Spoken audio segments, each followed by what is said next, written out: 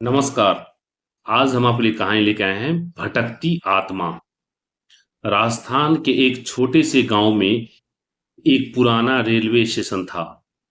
कई साल पहले वहां से ट्रेन गुजरती थी, लेकिन अब वह स्टेशन बंद हो चुका था। स्टेशन की इमारत जर्जर हो चुकी थी और चारों ओर जंगली घास उग आई थी।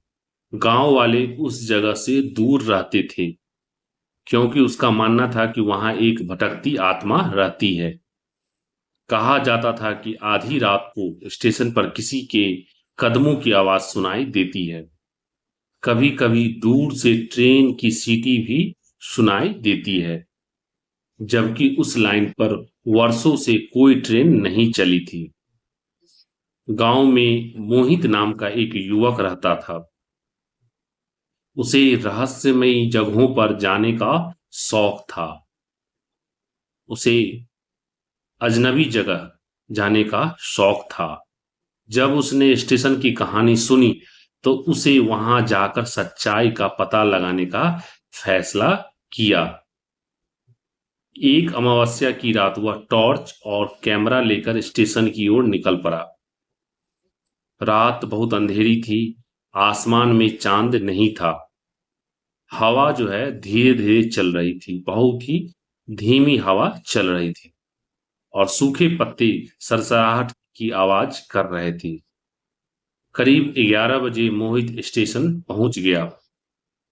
स्टेशन की टूटी हुई इमारत अंधेरे में और भी डरावनी लग रही थी।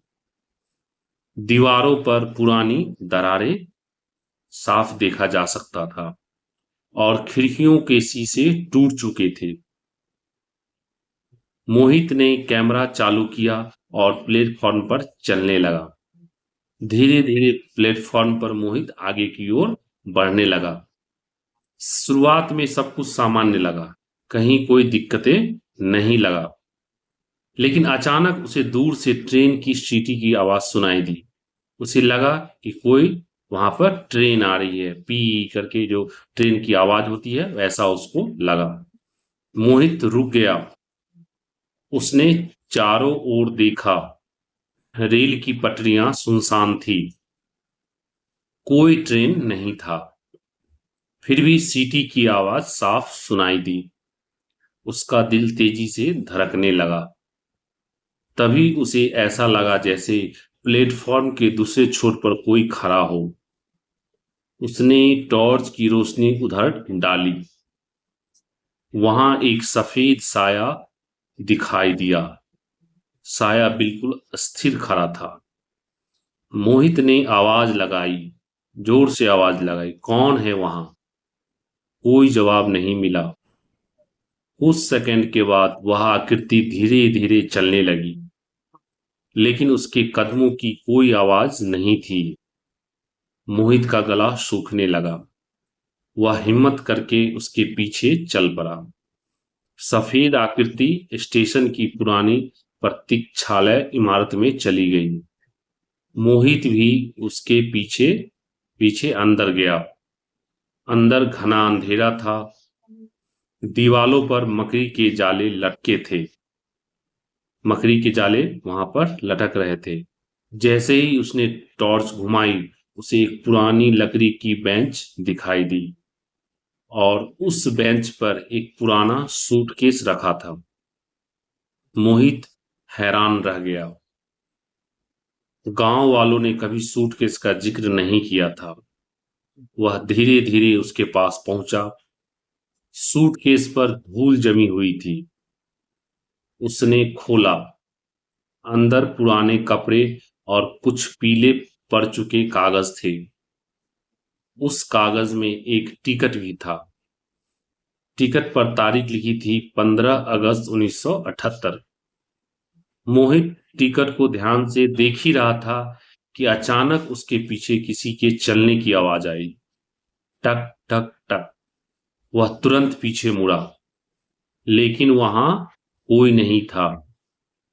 आवाज फिर आई, इस बार और करीब से। टक टक टक। मोहित के हाथ कांपने लगे। तभी कमरे का दरवाजा अपने आप बंद हो गया। धड़ाम। पूरा कमरा अंधेरे में डूब गया। मोहित घबरा गया। उसने जल्दी से टॉर्च चालू की। टॉर्च की रोशनी में उसे वही सफेद आकृति दिखाई दी। अब वह कुछ ही कदम दूर खड़ी थी। उसका चेहरा धुंधला था, लेकिन उसकी आंखों में गहरा दुख दिखाई दे रहा था। मोहित डर गया। फिर भी उसने पूछा, तुम कौन हो? कुछ क्षण तक सन्नाटा रहा। फिर एक धीमी आवाज वहां सुनाई दी, मैं इंतजार कर रही हूं।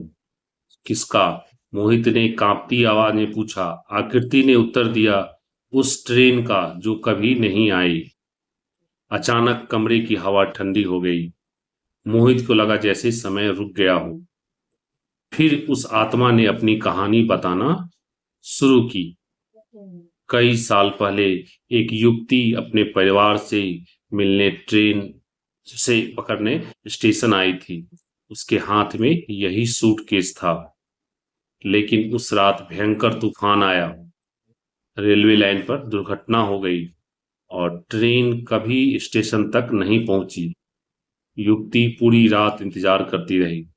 सुबह होने से पहले एक हादसे में उसकी मृत्यु हो गई। तब से उसकी आत्मा उसी स्टेशन पर भटक रही थी। वह आज भी उस ट्रेन का इंतजार कर रही थी। कहानी सुनकर मोहित को थोड़ा डर हो गया। उससे उस आत्मा पर दया आने लगी। तभी आत्मा ने कहा, मेरा सूटकेस मेरे घर पहुंचा दो। मोहित ने हिम्मत करके पूछा, तुम्हारा घर कहाँ है? आत्मा ने एक पुराना पता बताया। फिर वह धीरे धीरे धुंध में बदलने लगी। कुछ ही क्षणों में वह आत्मा गायब हो गई। दरवाजा अपने आप खुल गया। मोहित सूटकेस लेकर स्टेशन से बाहर निकल गया। अगले दिन उसने बताए गए पते पर खोजबीन की। काफी मेहनत के बाद उसे उस परिवार के वंशज मिल गए। जब उसने सूटकेस उन्हें सौंपा तो वे भावुक हो गए। सूटकेस में उनके परिवार की पुरानी तस्वीरें और पत्र थे जो दशकों पहले खो गए थे। उस रात मोहित फिर स्टेशन गया। वह जानना चाहता था कि अब क्या होगा। आधी रात होती ही हल्की धुंध छाने लगी। फिर भी वही सफेद आकृति दिखाई दी, लेकिन इस बार उसके चेहरे पर शांति थी। उसने मुस्कुराकर मोहित की ओर देखा और धीरे से हाथ हिलाया और फिर हवा में विलीन हो गई। उसके बाद कभी किसी ने उस स्टेशन पर भटकती आत्मा को नहीं देखा। लेकिन गांव के लोग आज भी कहते हैं, शांत रातों में कभी कभी वहां दूर से ट्रेन की हल्की सी सीटी सुनाई देती है, जैसे कोई पुरानी याद अब भी उन पटरियों पर भटक रही हो। तो आप लोग को ये कहानी सुनकर कैसी लगी, नीचे कमेंट्स करके बताएं। चैनल को सब्सक्राइब और फॉलो करें। वीडियो को लाइक और शेयर करना ना भूलें। धन्यवाद।